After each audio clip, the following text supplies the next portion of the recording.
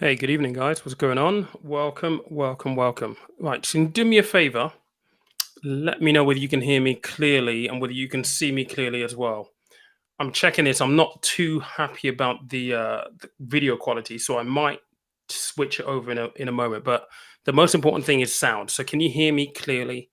Please do let me know if you can or not. I see all clear. Oh, perfect. Cheers, MC.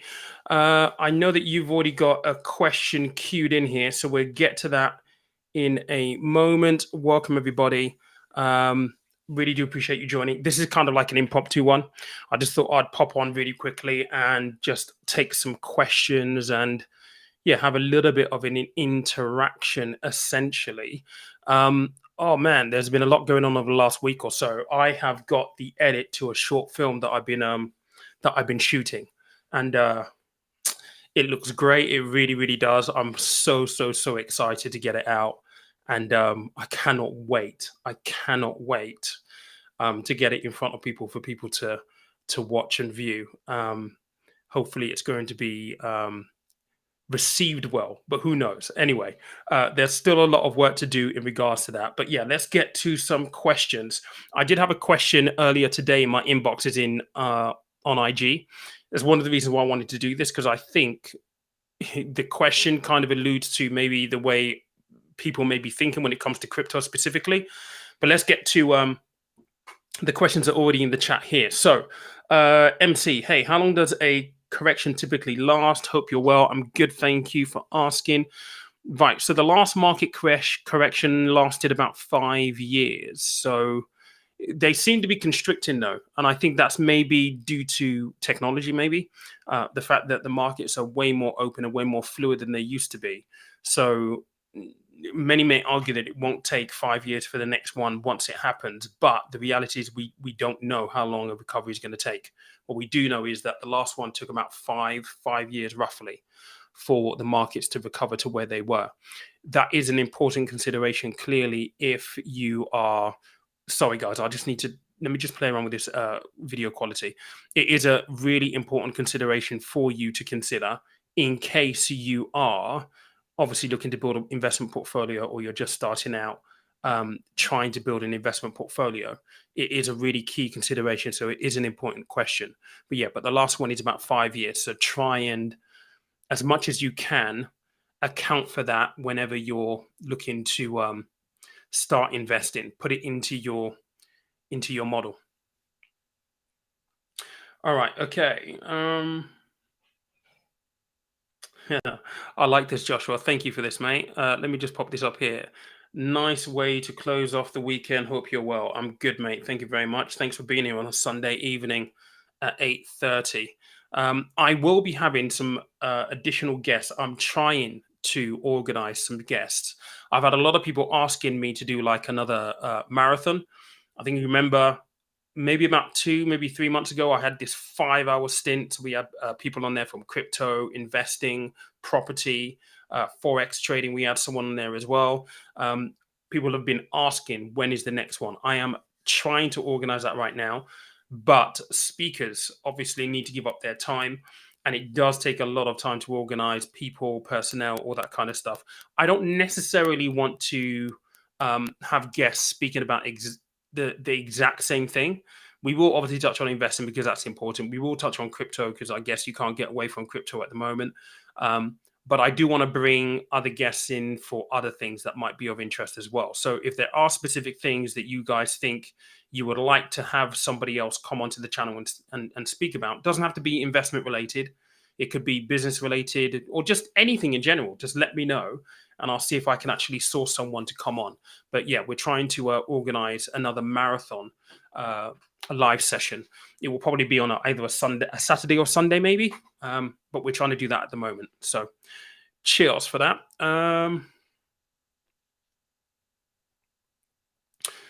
Kevin just said here, is that the new theme song? No, it's not. You probably noticed like the video format has changed a little bit over the last maybe like month or so. I'm kind of experimenting. I want to make the videos a little bit more interesting from a visual point of view anyway. So that is not the new theme song.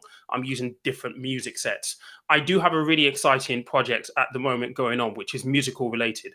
That isn't meaning that I'm going to be releasing a musical album, nothing like it, but it is going to be something a little different for the channel. Basically, it's fun. It's really, really good actually. But yeah, you'll see that at some point once we've decided what the next steps on it are actually going to be.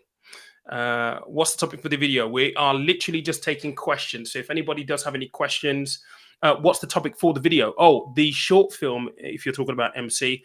I don't want to say just yet because that will be letting the cat out of the bag. Look, it's taken a lot of time to film. It's taken even longer to edit. And what we're trying to do at the moment, or what I'm trying to do at the moment, is see if we can get it on mainstream media. That would be the most beautiful thing to happen if we could. But we don't know yet. So it is very much just seeing what happens and seeing what the universe brings us.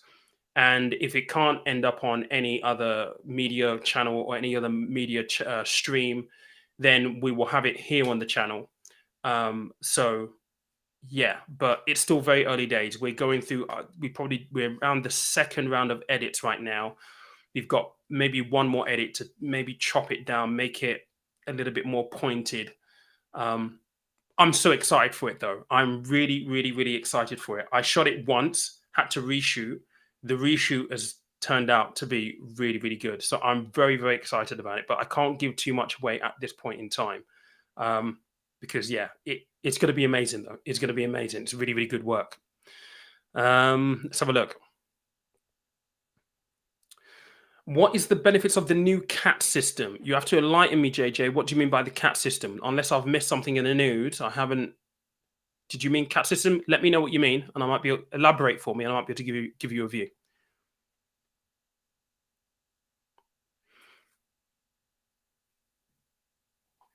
The video is really dark. Okay, let me have a look and see. I played around with the camera. I've had the camera out over the last few days, so it may be. I'll have to mess around with the ISO. I can't do it post though. So apologies, guys. You're gonna have to bear with me on it for this live because I can't change the settings whilst I'm live streaming. I would have to literally disconnect the camera, reconnect to get it a little bit brighter. I think the ISO is down a little bit from the last shoot that I had. Apologies, Kirsten. All right, Kev, let's see what you're saying. Would you say the S&P 500, Vanguard S&P 500 is diversified enough for a young investor, or would they need more? It is diversified within the context of the US markets, yes, because you're getting all of the sectors in the US market across those 500 companies.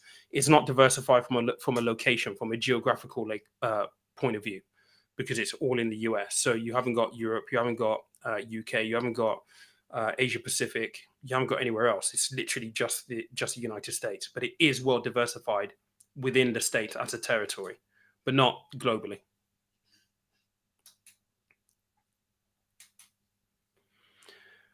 I'm trying to incorporate bonds into my trading 212 portfolio. What bond or bond ETF could I consider?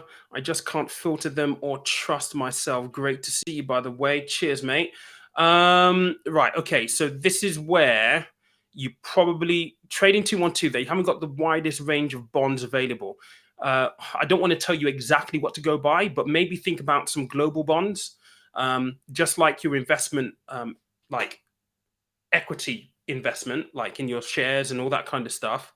Looking globally gives you diversification across, geographical regions. You probably want to do exactly the same when it comes to the bonds as well. So try and look globally, see what they've actually got within there. Globally will just mean that you're going to be diversified. So you're going to have a nice spread across different geographical regions. That will include US Treasury bonds, UK bonds. You're also going to have maybe some China, Japanese bonds and all that kind of stuff as well. So try that. Sorry, I can't give you a very specific one because I'm very mindful that obviously people will be like, oh, you just gave advice there, Pete. And yeah, I just need to be a little bit careful. But think globally, mate. Think globally. Yes, MC is a regular. Like I start to recognize a lot of you guys who are constantly tuned in to when I do lives. And again, this is impromptu. So to have like 34, 35 of you on here already is really, really great on a Sunday evening as well. So thank you. Um, let's have a look at this one.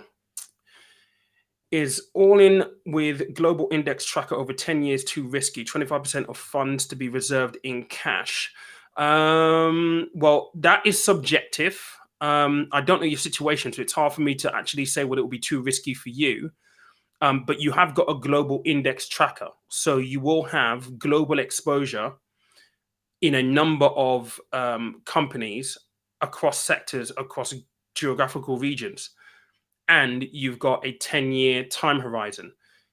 You're keeping 25% of funds to be reserved in cash. So you're only going to have 75% of your overall investment invested in that, 25% held in cash.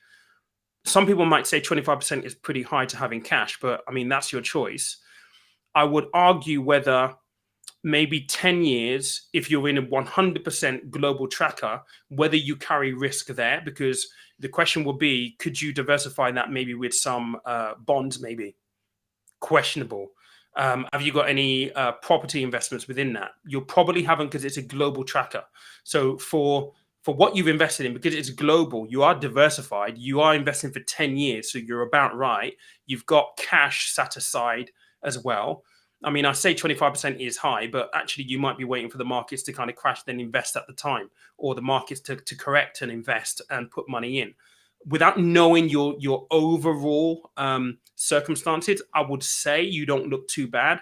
You've got a 10-year time horizon, so you should be okay. But again, these are good questions to be asking yourself, and there is no right or wrong answer to any of this. You've got to remember that ultimately, when you're investing, it is always going to be something that you're going to be reviewing on a yearly basis, right? So you're not just going to leave that there for 10 years and never come back to it. You have to review it on a consistent basis. So, the fact that you're asking the question is a good thing. Just make sure you're keeping an eye on it versus what's going on with the markets.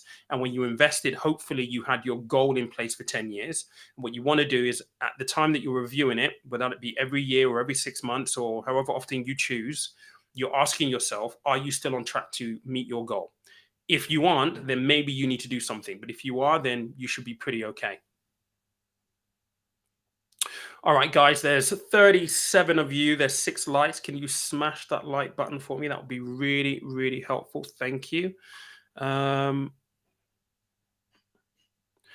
This is a good one. Do you think Vanguard is better than Trading 212 for storing long-term portfolio in stocks? Trading 212 and Vanguard are two different types of investment platforms. They are not the same. It's like comparing apples and eggs. They are not the same at all. Within Vanguard, you can't buy individual stocks. Within Trading 212, you can buy ETFs, but you have a very limited range of them. You can argue that Trading 212 is cheaper than Vanguard, maybe in most instances. But then with Vanguard, they are a massive, massive, massive company that's been around since 1975. They manage trillions of dollars for people. They're two different companies and two different offerings. I guess the bigger question is, what are you investing for and what is the goal? Did you mean to go into Trading 212? Why did you pick them? So did you go and pick them because it was commission free and, it was great because it's commission free? Or did you go into them because you thought there will be a good source for you to be able to invest in ETFs? Because, investing in individual stocks is fine because it's sexy. Social media tells you that. It's been all the rage for the last 18 months. And I question myself whether I've been a catalyst to enticing people to trade in 212, even though it might at some point in some way be to their own detriment, which I'm always battling and struggling with. But if you're just starting out, buying individual stocks arguably isn't the best route for you to get started. So Vanguard is very, very different to Trading 212. Vanguard is about buying index funds. It's about buying ETFs that are globally diversified or regionally diversified within sectors.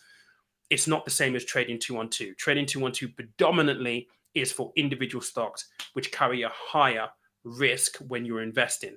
And for that reason, for the long-term approach to investing, because it is my approach to investing, this is how I invest, I use a core satellite, I would say that Vanguard is better than Trading 212, Although many people will say, Pete, you're absolutely bonkers because people can invest for free on trading 212.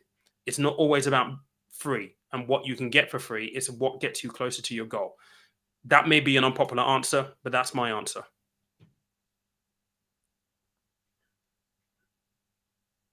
More safe. Oh, you've just added on here more safe and secure. I think if you're thinking about financial strength, Vanguard has them over, 100%. They've been around for years and years and years. They've got tons and tons and tons of cash.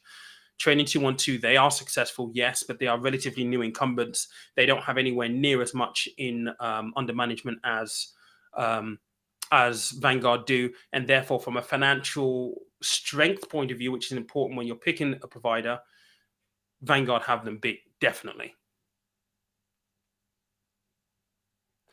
Abdul, I'm good, mate. I know you have a question here. Let's have a look at this. What's the best stocks/shares trading platform?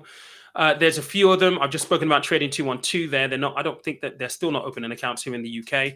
But alternatives that I do use are Stake, Free Trade, eToro.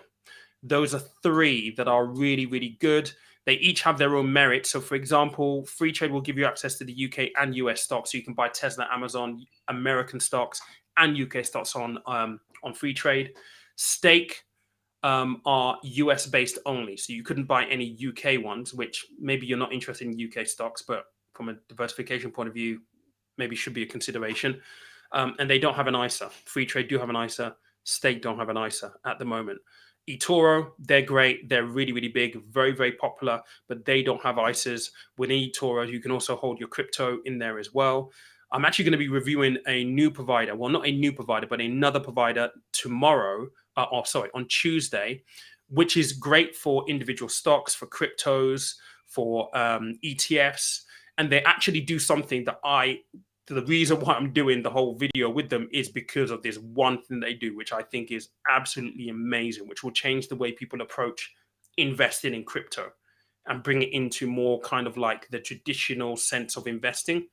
I won't say too much, but they're possibly an option, but I won't mention them until Tuesday. So who else did I mention? eToro, Free Trade, Stake. There are links to each of them in my video bios. I think with Stake, you get one free share. You've got to fund the account with at least £50 in the first 24 hours, but you'll get a free share of either Nike, Dropbox, or there was one other one. There's three companies altogether. You'll get a free share if you use my link. With Free Trade, I can't remember what they give away on Free Trade. Did they give a free share? I think they do. I'm not sure. I can't remember. And then with eToro, well, you don't get anything free with eToro, but they're massive. So hope that helps, mate.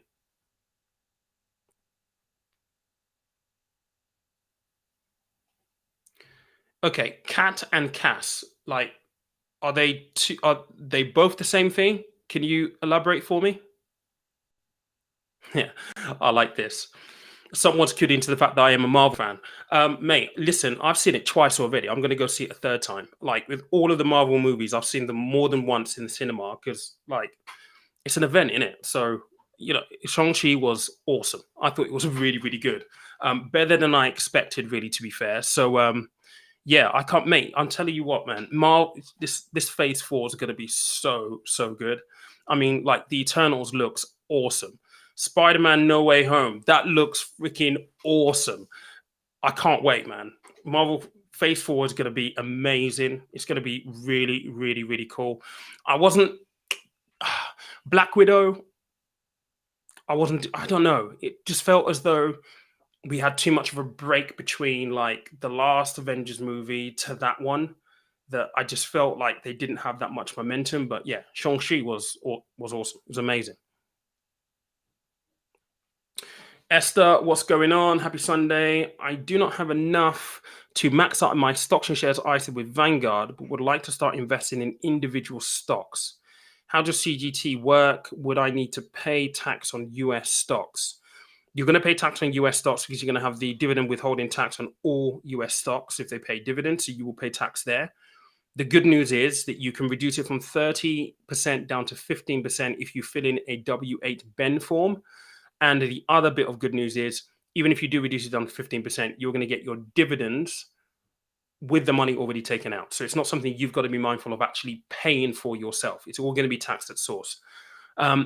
Capital gains tax. Look, if I'm honest, you really should, Esther, not just jump the gun and like. I need to be careful what I say here. What's the best way of putting it? What's the correct way to put this? ISAs first because of tax efficiency. It makes no sense. It makes no sense at all investing in an ISA, having all of that tax free, all of the gains that you can gain from that tax free. It makes no sense not using that fully, but going to buy individual stocks that you're going to have to pay tax on. If you've got stocks and shares ISA with Vanguard, well, then you've selected your provider for your ISA allowance for the year. It makes no sense going into a non-stocks and shares investment for your individual stocks.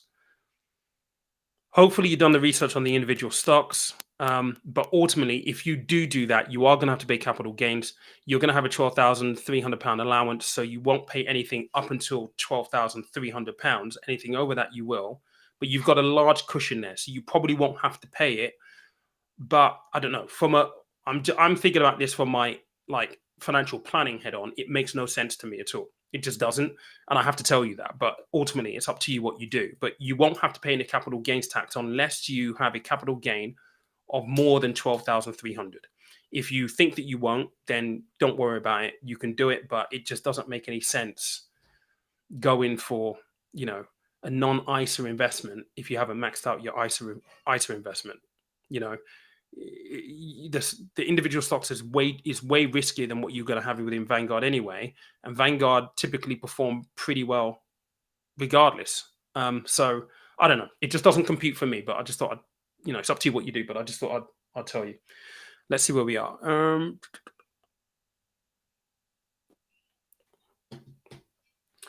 Is US index fund accumulation with Vanguard the best performer compared to other funds? That kind of returns can be expected in 10 years? And what kind of returns can be expected in 10 years? Okay, so two parts of that question. Index equity fund accumulation. So an accumulation fund is one that basically, like, any profits is added back into your investments, essentially. Yeah. So it's not paying out distributions, i.e. income, in any way, shape, or form. So they are a good vehicle for investors looking to accumulate wealth over the long term. Index funds, US is the biggest market. So index funds means you're going to get a good range of those companies within that market. And within Vanguard, you have some of them that will be invested in 2,000, 3,000 companies all in one go across large, mid, and small cap. The second part to this is the best performer compared to are you asking me whether the US equity index fund accumulation is the best performer? Well, I don't know, because I don't know the numbers of those funds, the performance numbers of those funds off by heart. So you would need to have a look at that, mate. But what kind of returns can be expected in 10 years? Well, how long is a piece of string? Nobody really knows. You can't really use past performance as an indication to future performance, but what you can do is you could have a look back over their history and say, well, what's the average that they performed over the last 5 years, and take that number as maybe a target or a benchmark. Doesn't mean they're going to hit it, but it can give you something to actually work towards. Nobody's going to be able to predict what the markets are going to do specifically and what you're going to get in a return. You just can't, which is why it's called investing. You're taking an element of risk, and the whole idea is that you're investing in what you feel is going to be of more value in the future and gives you the best chance of success moving forward. So it's a little hard it's impossible, in fact, to predict what the markets are going to do, but you just have to, and I know this is hard, you kind of have to take a leap of faith, which is what investing is all about, mate.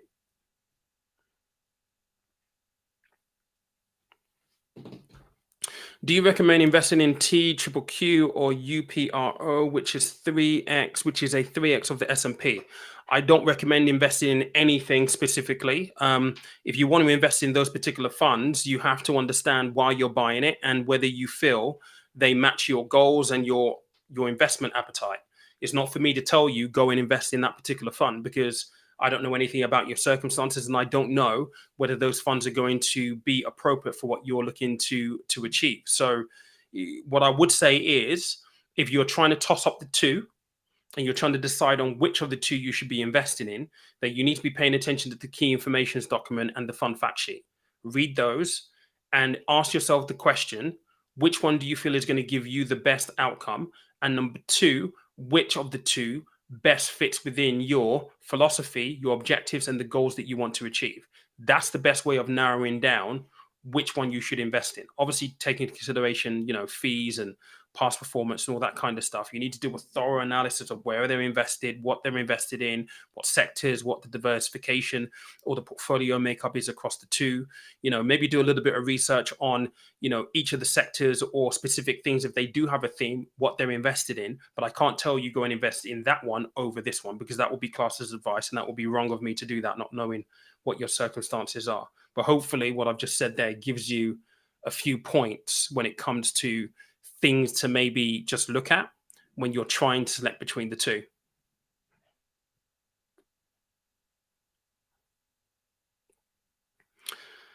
What's your thoughts on the global index Nasdaq 100 covered call ETF? It's a yield of 11% and pays monthly.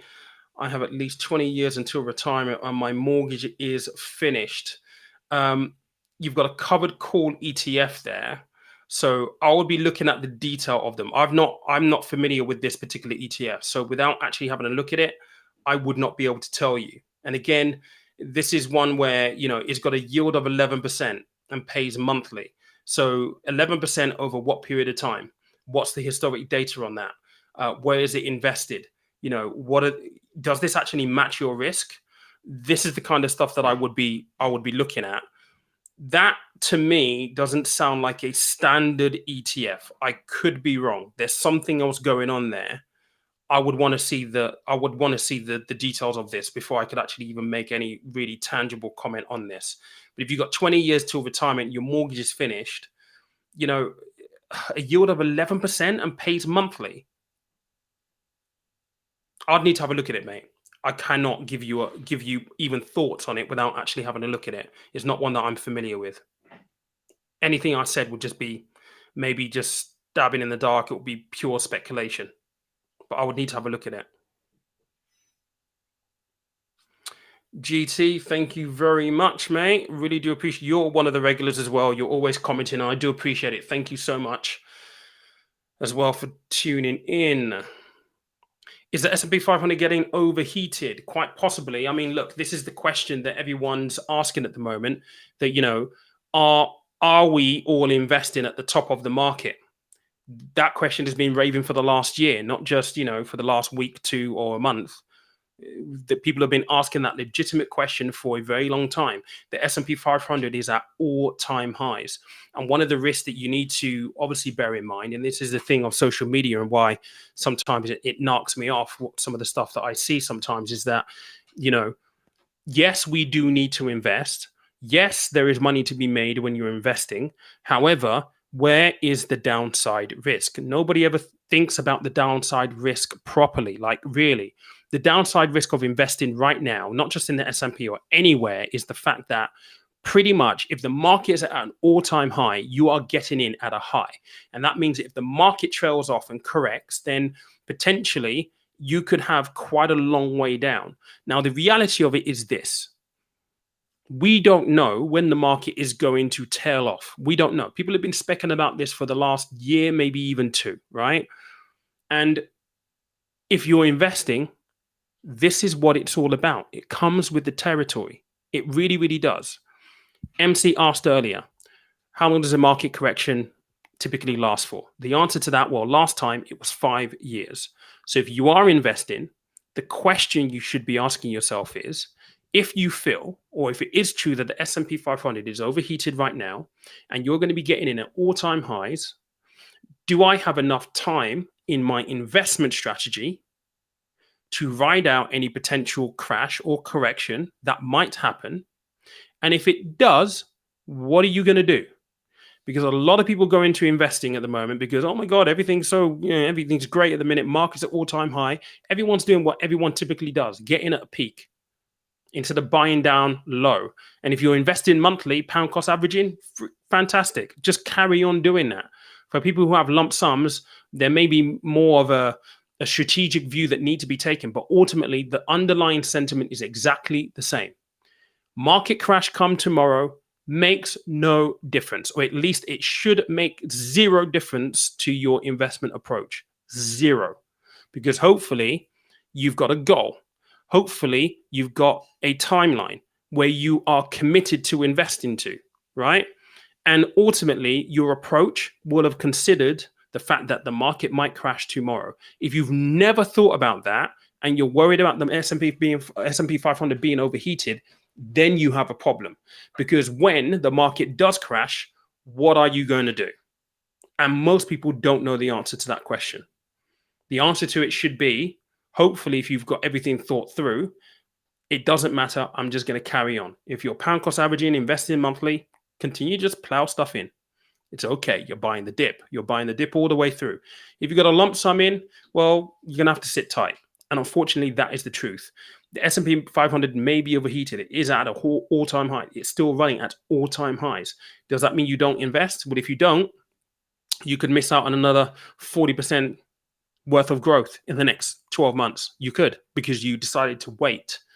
You can never time the market. The important thing is to get involved in the market and make sure that whenever you're looking at your investment portfolio, you're always looking back to what you were doing in the first place, what the whole goal was, what investment time horizon you're looking to invest over, and making sure that your investment is not outside of your risk tolerance. That's the most important thing that you need to consider with it.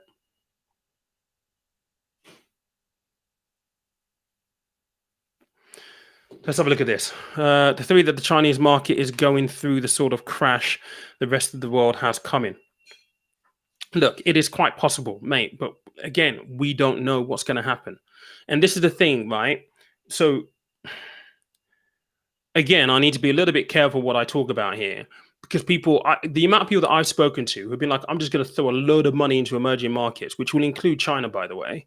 And when you ask why, it's like, oh, because that's where I'm going to make a load of money. Okay, but why? Why do you think that?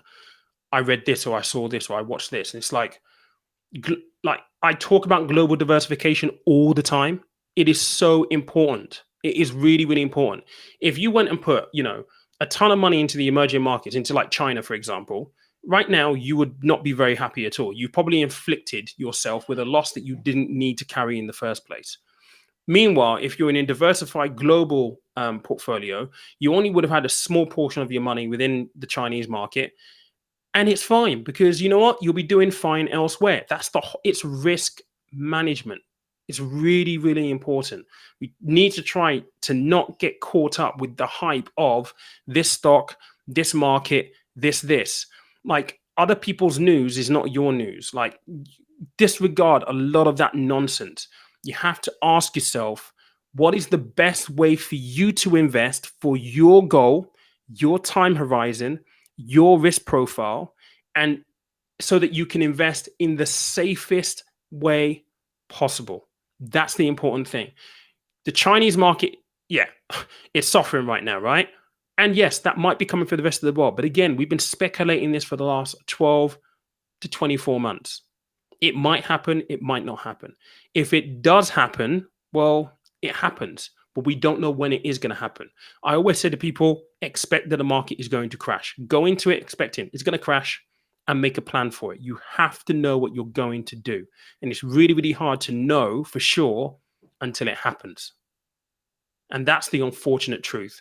And this is where maybe I get a little bit worried for first-time investors who may have only just started investing through the pandemic, is that they've never been through a market crash.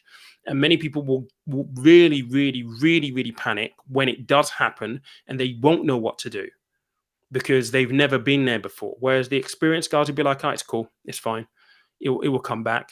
I'm just going to be throwing more money in. I mean, for people who are clever, they'll be holding back some cash right now, lump sum cashes. So they think, well, actually, and people have a plan. So for example, this is what some experienced investors will do. And this is what I will do, right?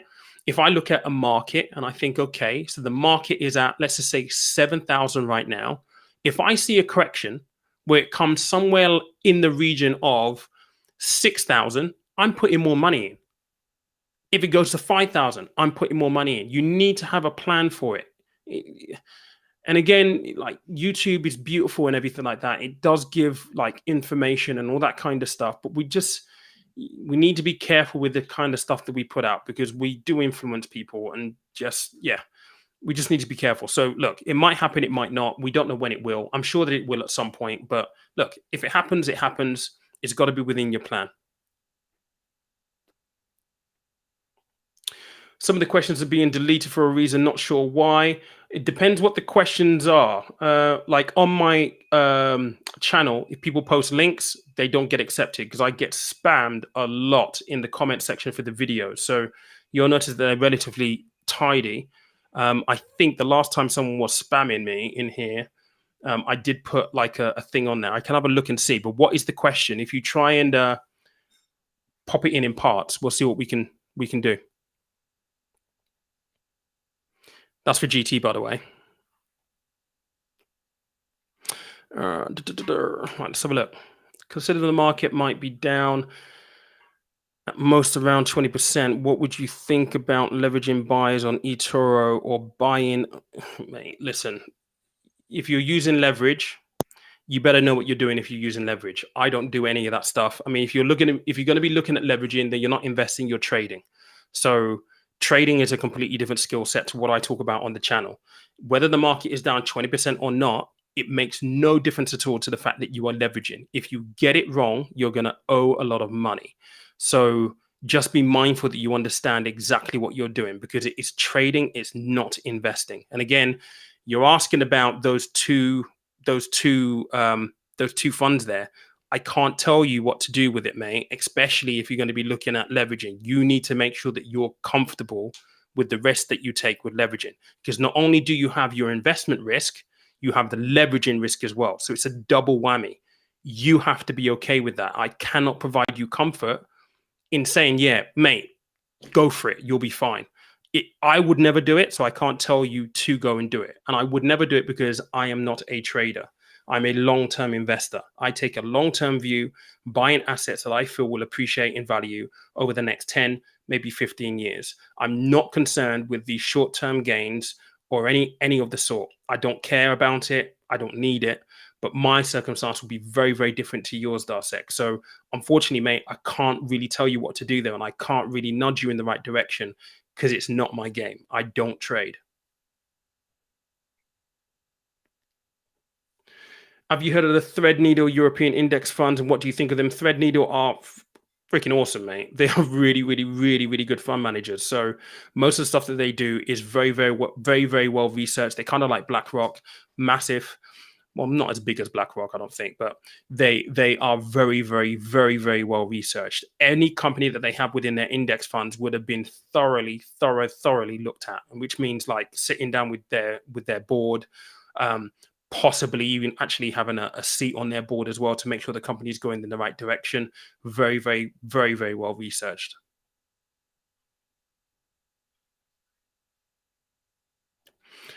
Let's have a look at this. Joshua, very specific. Have you ever had a look at the NHS pension scheme and any thoughts? Unsure as to whether to start my SIP on Vanguard instead and opting out of the NHS. No, mate, Josh, don't. Do not opt out of the NHS pension scheme. People will argue that it's not as great as it used to be, but trust me, when you go to any other employer, what you have there is gold. It is, do not opt out of it, mate. Do not opt out of it. I don't care whether you have to keep it open with, a minimal contribution, pay into it and get the NHS to pay into it for you. Essentially, what you have there is a guaranteed pension for life. Okay, a final salary scheme that, these were abolished 10 plus years ago. They are no longer around. They are like freaking gold dust. So don't opt out of it, mate. Continue to pay into it. Doesn't mean you can't set up a SIP separately. But what I would say is you probably should speak to somebody just to make sure that the money that you're going to put into the SIP isn't better put into the NHS pension because of the guaranteed element that you're going to have with the NHS pension. I know that's not helpful, but I can tell you this right now. do not opt out of that pension scheme, mate. Many people would absolutely take your hand off for the opportunity to have a guaranteed pension for life. And that's essentially what you have there.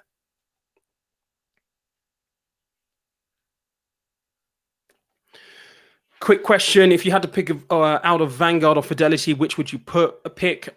Because I use Vanguard and I know more about Vanguard than I do Fidelity, I would use Vanguard over Fidelity. That's only because I've not really looked at Fidelity too much. So yeah, I would choose Vanguard. MC, not sure if this question is clear, but at the end of the financial year, does an ISA automatically close, or can you leave it with your profit and start a new ISA? Good question, MC. Right, so an ISA does not close at the end of the tax year. It simply remains open and you get your new ISA allowance. So you can either choose to pay in your 20,000 into a new ISA with that same provider or another provider elsewhere. The account just remains open. Nobody can close it on your behalf. So essentially, the account just stays open and you can contribute either to that account or something else if you want to. Abdul, thanks for that. Let's have a look. Duncan. IP, I'm high in Tesla, Square, Lucid, and Fiverr. I'm looking for an ETF to balance out. What do you recommend? Okay, so you've got all tech stocks there. So you're heavy on the tech sector. I can't tell you an ETF specifically, but I will repeat what I've kind of said all the way through this in some of the previous questions if you were here. And that is, you need to think about global diversification. Tesla, Square, Lucid, Fiverr, they're all tech companies, all based in the US. So you've got sector concentration in the tech sector. You've also got geographical location concentration in the US. So if you're going to look at an ETF to balance you out, look at something global, something that's going to give you something other than the US exclusively, and make sure that you've got a good spread that way. There are a number of them, ETFs and index funds within Vanguard. If you're using Trading 212, they'll have some global ETFs in there as well. But think global because you want, diversification is really, really important. It's all about that risk management element. So hope that helps, mate.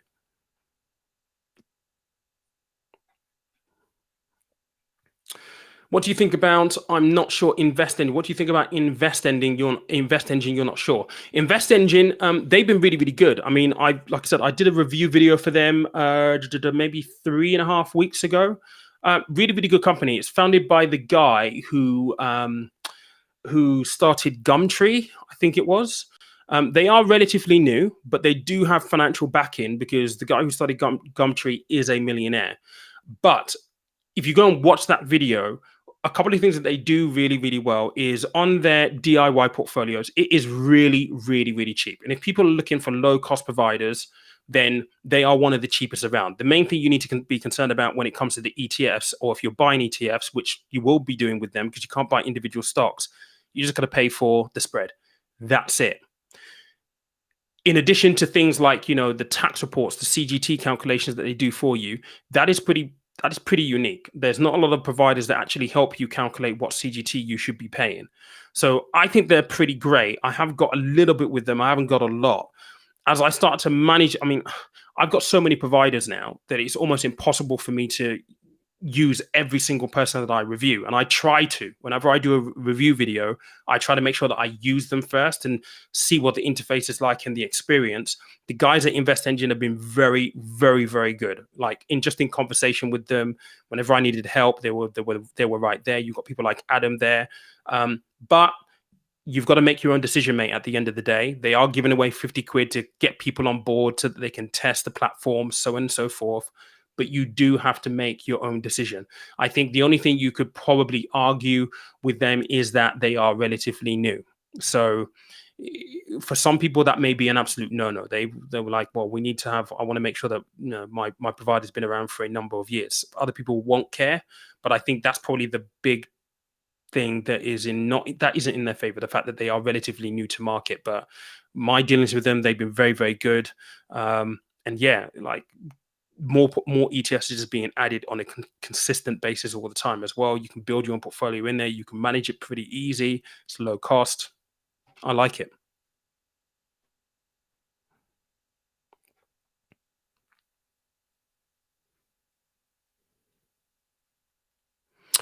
Duncan, I know you've got VUSA, which is the S&P 500, which is the VUSA is the S&P 500 in Vanguard. So that's the ETF fund. That's a no. Okay, so Duncan, this is really important. So if you go for the VUSA, you're still invested in the US, mate. So remember, you've got Fiverr, Tesla, Lucid, and Square. They're all US based stocks. The VUSA is the S&P 500. So you're again just going to be investing in America. You are going to get diversification across the 500 companies and across the sectors that those 500 companies sit in, but you're still going to be predominantly invested in the US, which means that if Joe Biden, I don't know, does something stupid and the markets basically tank, then you've got all your money in one place, which is why I talked about global diversification, looking at something that is going to be invested predominantly in the US, but give you UK, Europe, Asia Pacific, maybe even emerging markets, China, with it being down, so you can buy low. That's why I suggested global, but it's up to you. You could by all means just go and buy the VUSA, but just be mindful you are still going to be having all your money in the US essentially.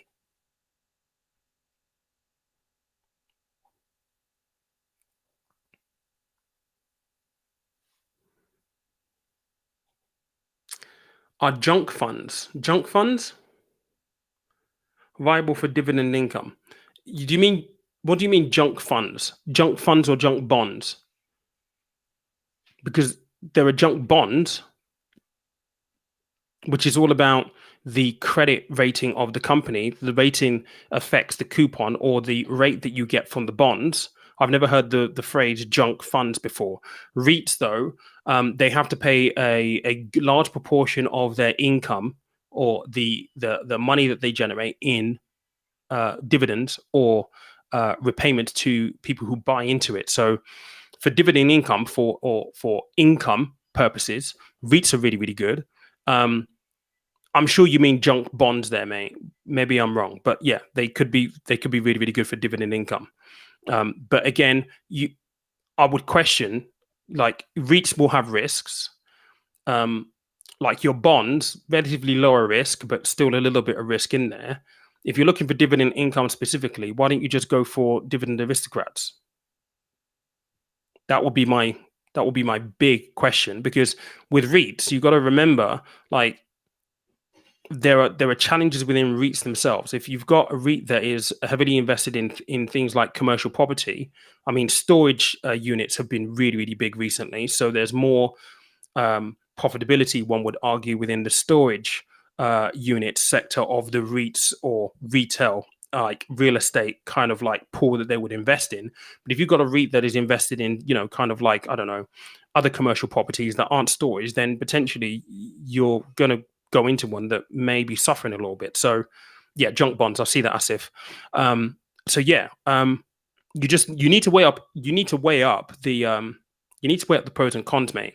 But I would say immediately, why just not go for some dividend aristocrats? These are companies that have been, increasing their dividend payments to their customers every single year for at least 25 years. There's tons of them out there, mate. So why not just go and invest in maybe a bunch of those companies where you could argue they've got a really, really good track record and they're big businesses that, arguably aren't going to be going anywhere anytime soon. Just a thought.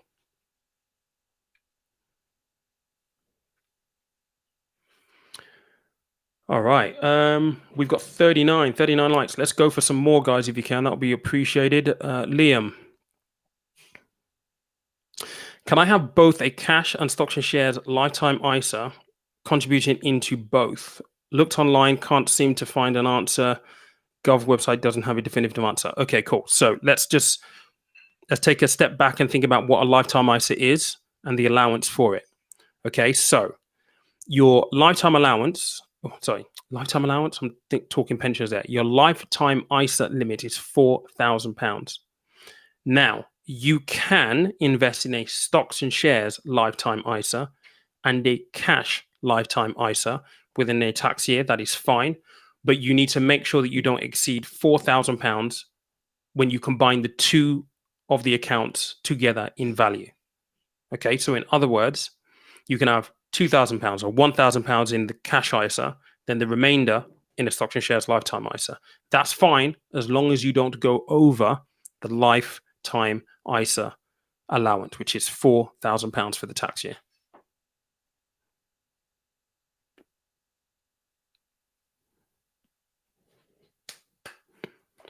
US equity fund is essentially the same return as the VUSA. I think that's a conversation going on there. I wouldn't be surprised. I mean, the US equity fund should be invested in more than the 500 though. So you're probably going to have more companies in there. But yeah, I mean, different things can happen for the returns to be relatively the same.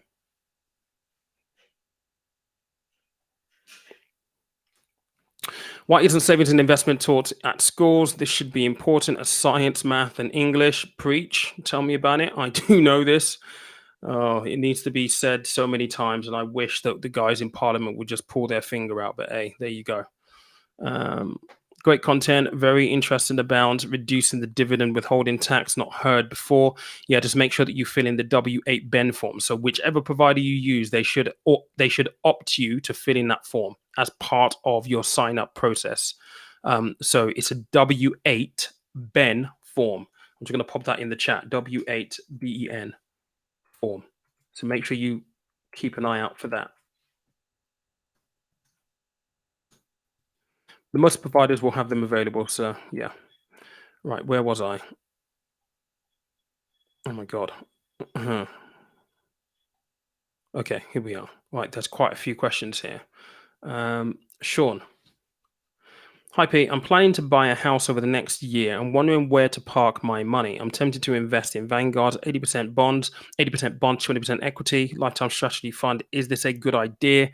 Mate, listen, I've got to be real with you, mate. If you're looking to buy your house in the next year, do not invest it. Just don't do it. The risk, look, even if you go with 80% bonds and 20% equity, you still carry risk. And I know what you're trying to do there is you're trying to minimize your risk as much as possible, which you are. But the reality is, if the markets tank, you're potentially going to lose money. And look, I said this to someone actually booked me for coaching where they actually had this.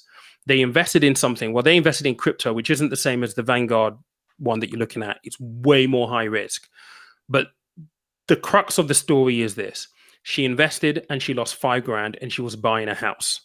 Now, when I said to her, well, what's going on with the house then? Oh, the mortgage application's in. So you need the $5,000 for the deposit in order for the mortgage to go through. Yes. The price here is not more money. It's not growing your money. The price here is the house. So stay focused on that. You don't need to invest the money if you've got the money and it is purely for your house. Keep your eye on the prize. The eye on the prize is not the house, is the house, not investment returns at this point. So look, there isn't anywhere sexy that I can tell you to go place it. Unfortunately, you're going to have to either put it into, you can put it into NSNI.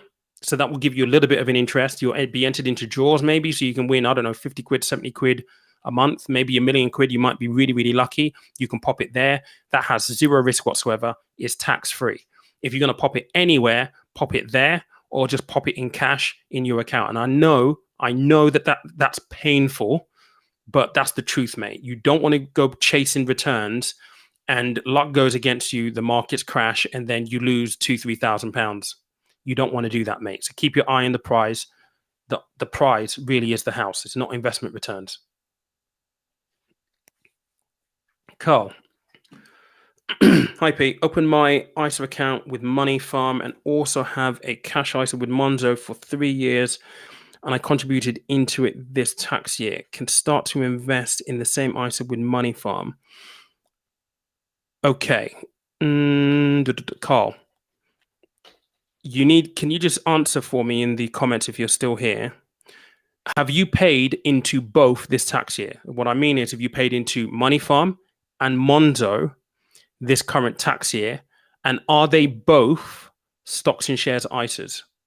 Because if they are, then you have to pick one because you're double dipping essentially. So if you've contributed into your Monzo stocks and shares ISA this current tax year, so that is from the 6th of April up until now, and you've also paid into your Money Farm stocks and shares ISA, you're not allowed to do that. You cannot contribute to more than one ISA in a tax year. When I mean one, you can't have two cash ISAs, two stocks and shares ISAs that you contribute into. You need to have one. So if that is the case, you need to either choose Monzo or Money Farm to contribute into and make your decision from there. But yes, you can start to invest, but you just need to be mindful of the double dipping. You're just saying, I just paid into the Monzo. Monzo is just cash. Okay, cool. So if your Monzo is a cash ISA and your Money Farm is a stocks and shares ISA, you're fine because you've got a cash ISA and a stocks and shares ISA. That's still within the rules, so you're fine. You're sweet.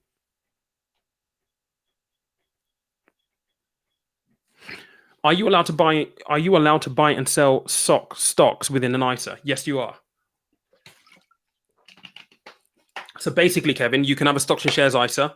You can buy a fund, or you can buy individual stocks if you wanted to. You can do individual stocks with free trade. You could do individual stocks with trading 212. Those are some of the providers that you can use individual stocks for. So yeah, you can do that. That's not a problem at all. Just as long as you know how.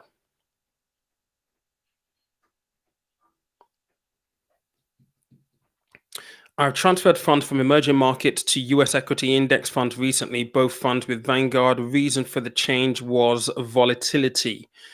Okay, I mean, look, that's your thing to do. And if you felt 100% sure and confident that you had to do it, then by all means stand by it. But, the really important thing here is, and I have to question and maybe challenge a little bit, that did you, maybe not challenge, but give you something to think about and a question to ask yourself if you find yourself in that kind of situation again. And that question is, did you account for volatility when you bought into the emerging markets fund in the first place? Because you're going from emerging markets into the US. Both will be subject to volatility. So you've gone from emerging markets, which is really, really volatile right now, into the American markets, which will have volatility anyway. So you're going from frying pan to frying pan. The important thing here is, within your investment strategy, you have to account for how much volatility am I happy to endure? And if the answer to that question is I'm happy to endure a little bit of volatility, then that will inform what you're investing in.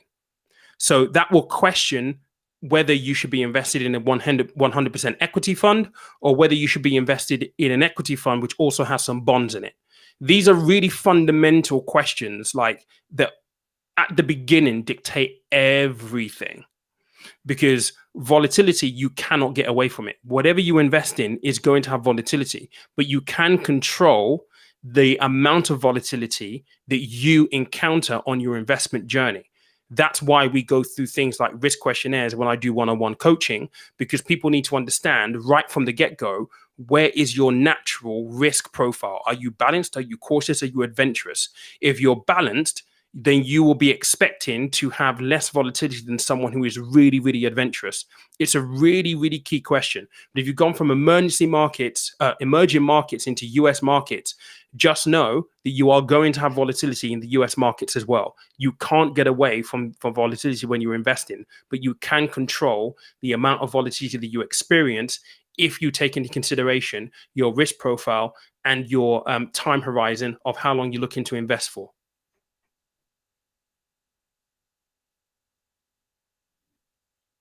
And you're saying Chinese regulation there as well. Yeah.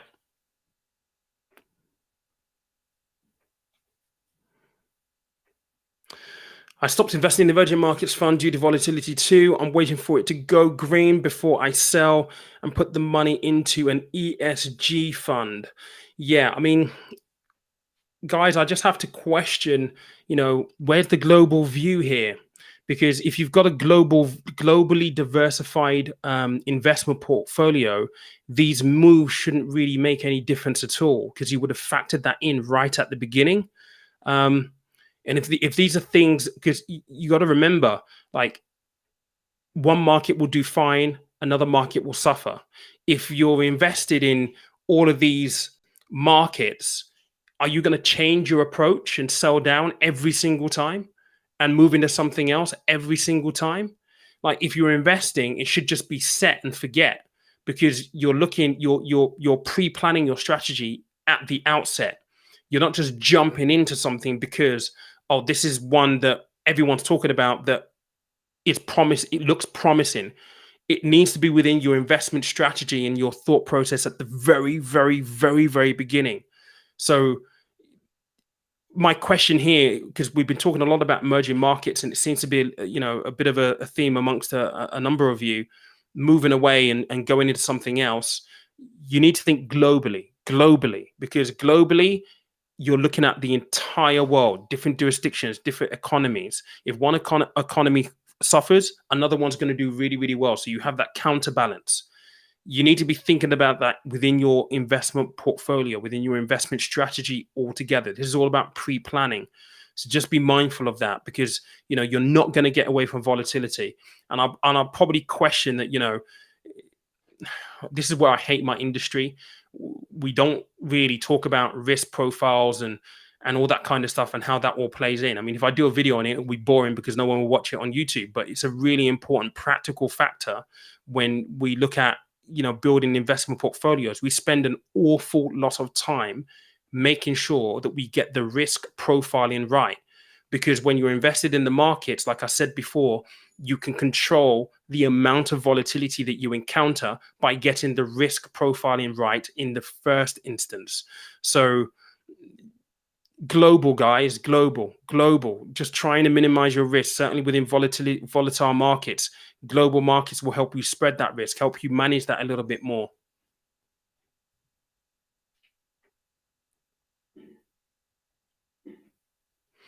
I dropped emerging markets, put more in developed markets. Returns on emerging markets is low, and I love developed markets. Yeah, I mean, developed markets are essentially the developed world, essentially. So, you want a little bit of mixture of all of that. You don't want to be too heavily in developed markets either.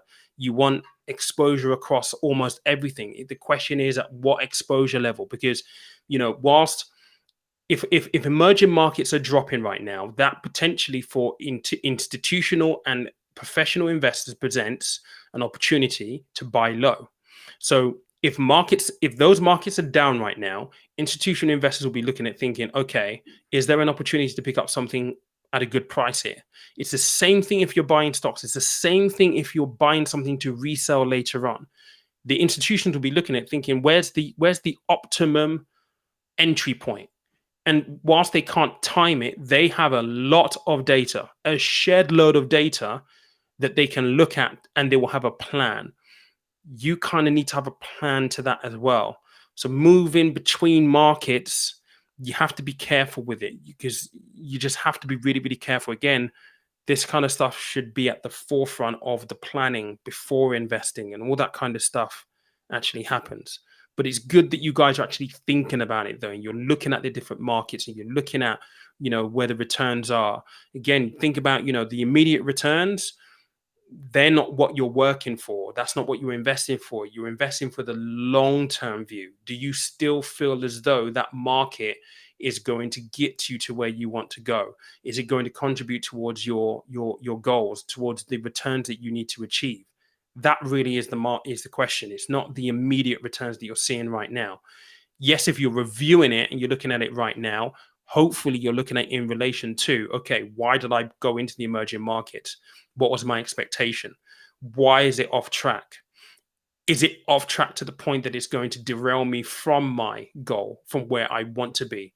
Are the reasons why I bought it, have they changed, or are they still precisely the same?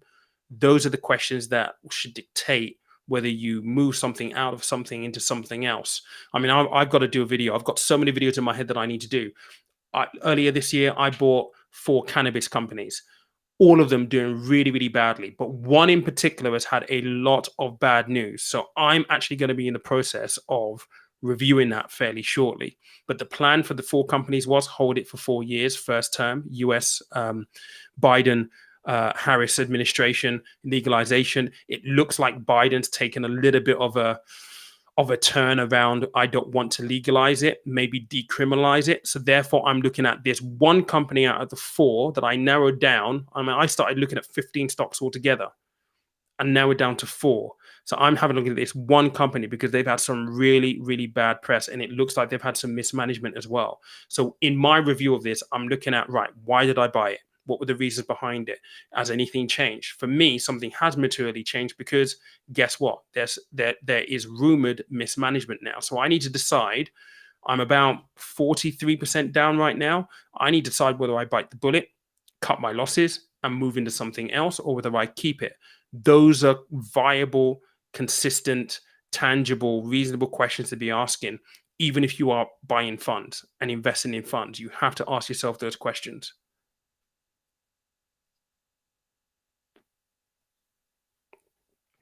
To be honest, mate, and this is, I know that you just said this, but honestly, the Chinese markets are so difficult. I mean, even I used to work for a DFM, and they were like, you just don't know what's coming out of China. And trust me, they get data, they have teams that are dedicated to understanding the Chinese market specifically, floors of people that they pay very, very well, like 6 figures a lot of the time. And they don't even understand the Chinese market because sometimes the data that comes out of a company out of that country is all fabricated because they don't submit to the general auditing rules or auditing practice that other market and countries do. That's just the way things are with China. So whenever you're investing in China, it's always seen as a higher risk place to go into, which is why I'm more of an advocate now of, global investing, global diversification. So you have a little bit in China, but not enough to hurt you, but enough that actually, if it does well, it gives you a little bit of a boost. But no one really understands the Chinese market, mate, unfortunately.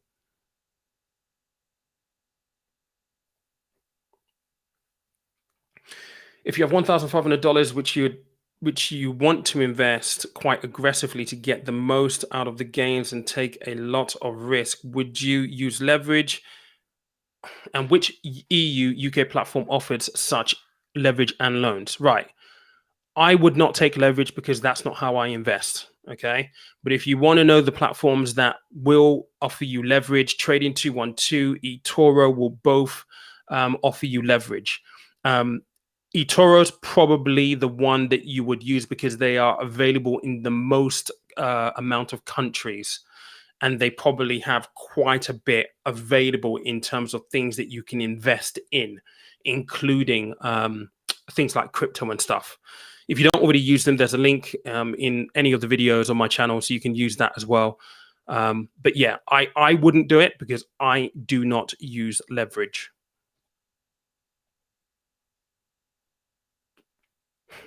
Oi, Kev, don't even get me started. Listen, I was like a Cheshire cat yesterday watching him play.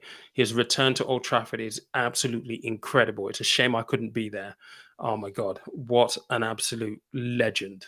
And I'm going to look forward to watching United this year.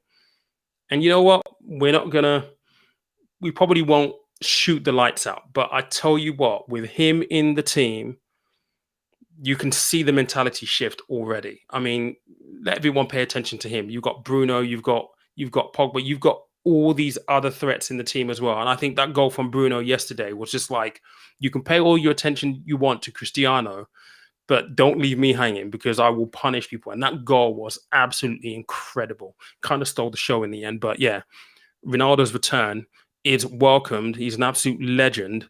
And yeah, it puts a smile on my face every time I think about it.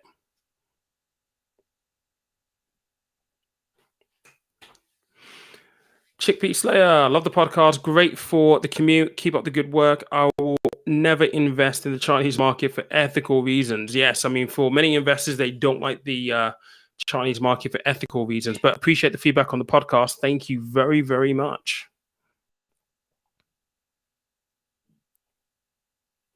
What platforms are available in the UK to allow you to trade options? If you're going to trade options, do eToro allow you to do that? I think they do. If not, you probably want the likes of IG, IG, and eToro, the first two that popped to my head.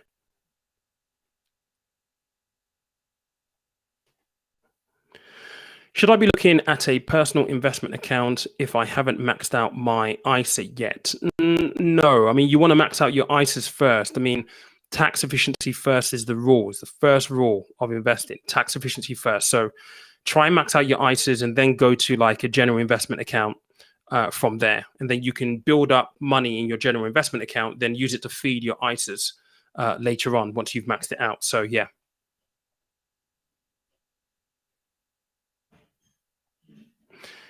Maximize an ISA or start a SIP now. I'm a higher rate tax payer. Okay, so right. Okay, this there's loads of stuff just swirling around in my head right now, just from you saying that you're a higher rate taxpayer. So I don't know where you are on the threshold, or whether you're actually going to get to the point where you'll be breaching additional rate. But look, max your ISA first. Obviously, a SIP is good. If you're a business owner, then there's a completely different conversation to be had there. If you're employed, I mean, if you're talking about a SIP, you're probably a business owner. There's a different conversation to be had there, because it's all about how do you contribute into a pension. If you're a business owner, you probably want to reduce your corporation tax as well. So contributing to an ISA from a business account will help you do that. There's a lot going on, mate. Look, I do coaching for people like you purely because it's sometimes nice to be able to get a full view of what you're dealing with, so you can map out what is the best route forward. And because I've got so much going on in my head right now, and questions that I want to ask you, and obviously I can't get a response back, I'm not really too sure where to go. But to keep it simple, max out your ISA first. Then you would need to have a look at, right, what other tax efficient vehicles do you have? Is it right for you to pay into a SIP, or is it right for you to pay into a pension under a workplace banner if you are a business owner, which you may be, which I think you might be. But yeah.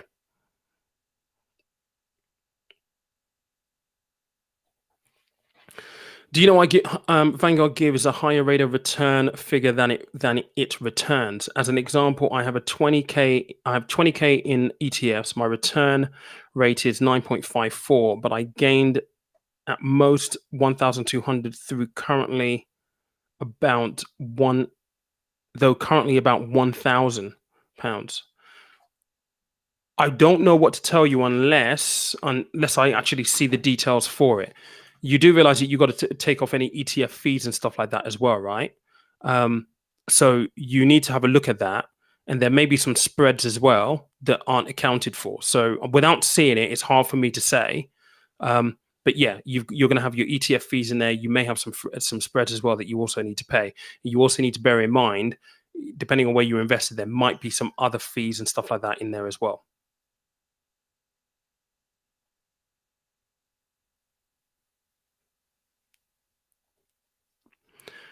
For someone who only has $1,500, do you know which platforms in the okay, I've already answered that one.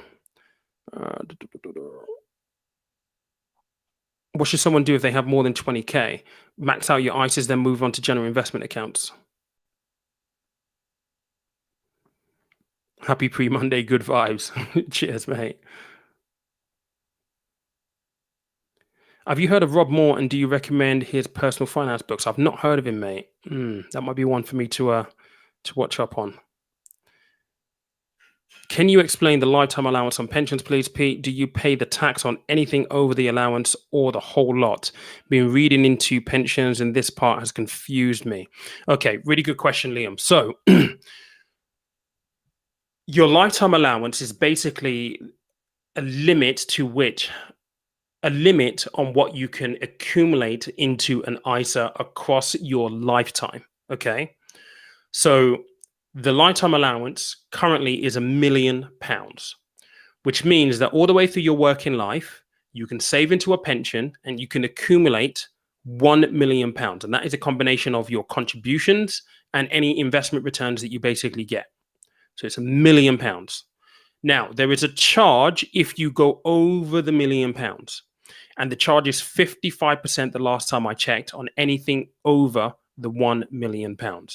Now, for many people, £1 million in a pension, if you start late, can be a bit, am I going to get there? But if you start young, trust me, you have a really, really good point of getting there. But the reason why they capped it, it used to be 1.5, then it came down to 1.2. Now it's £1,000,000. The reason why they cap it is because they don't want big fat CEOs putting a shed load of money into pensions and then having that in.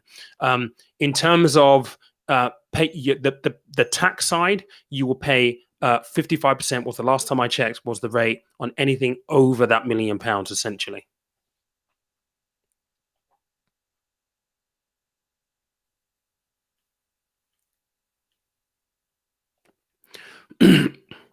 No, they don't, Kevin. Microsoft is a US company. Amazon is a US company. Apple is a US company. It is a US stock. Yes, they have offices in different geographical locations, but they are still a US stock on the US exchange. So the S&P 500, the VUSA, is an American stock market. It's not a global market. It is an American stock market. Those companies operate globally, but they are still American companies, which means that from a diversification point of view, you still have geographical risk because all your companies are in America. Their income sources are global, but they are still American companies.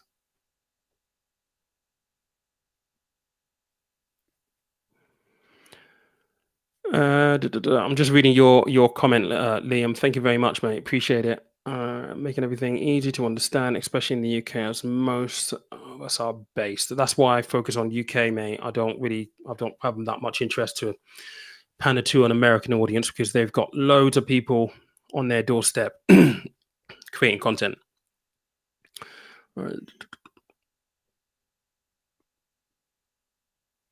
Right, I'm just conscious of time here because we've been here for an hour and 18 minutes. I'm just trying to pick out maybe one or two other questions and then going to call it a night. Bear with me 1 second while I just have a look.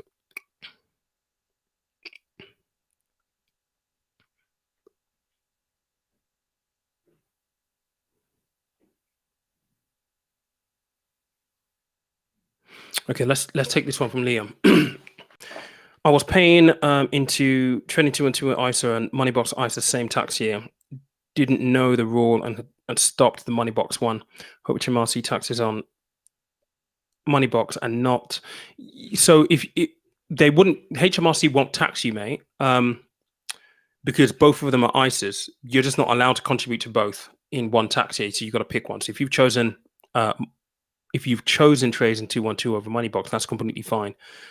Normally, I say just let them know and say, look, by the way, I did it by mistake. Half the time, they don't really care. They'll just be like, oh, don't worry about it. It's fine.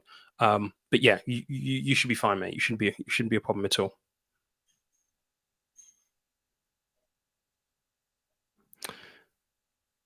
All right, this is a trading question. If I buy a stock to long, should I short a competitor I think will underperform my long as a short hedge? Neil, that is a trading question. I don't trade, so I can't answer that for you.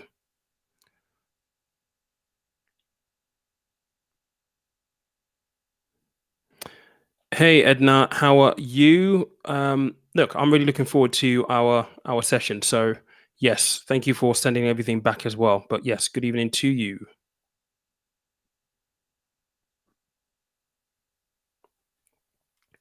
Right, this will be the last one. What metrics do you look at when analyzing your cannabis stocks? So because the cannabis companies, it's a relatively new industry, there aren't really any metrics that you can go by. They have no past performance or anything like that. It's a relatively new industry. So what I was looking at company, I was looking at setup, whatever records they did have or whatever numbers they did have. I was looking more at what their projections were, what they were doing. So what kind of product they actually produce, the market size for that product, what they were projecting that they could corner in terms of that market size. And then generally just looking at what their projections were in terms of, revenue, profits, all that kind of stuff. And also whether the stock was considered to be undervalue or overvalue or just about right in terms of market value at the point where I entered.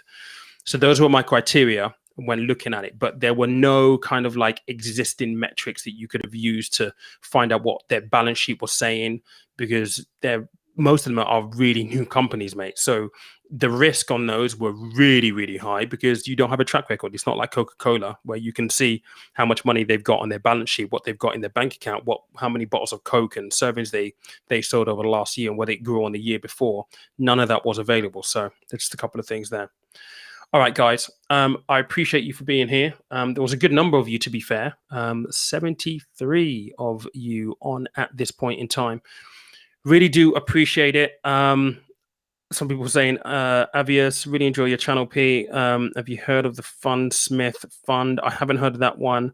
Yeah, I appreciate you guys for being here. I really, really do. And I know this is really impromptu and stuff, but yeah, sometimes I miss having these little live sessions and having little interactions just like this. But yeah, I appreciate you guys for being here. Whatever you do, make sure you have an amazing week ahead. We've got a podcast episode out tomorrow morning as usual. Guys, catch you later on.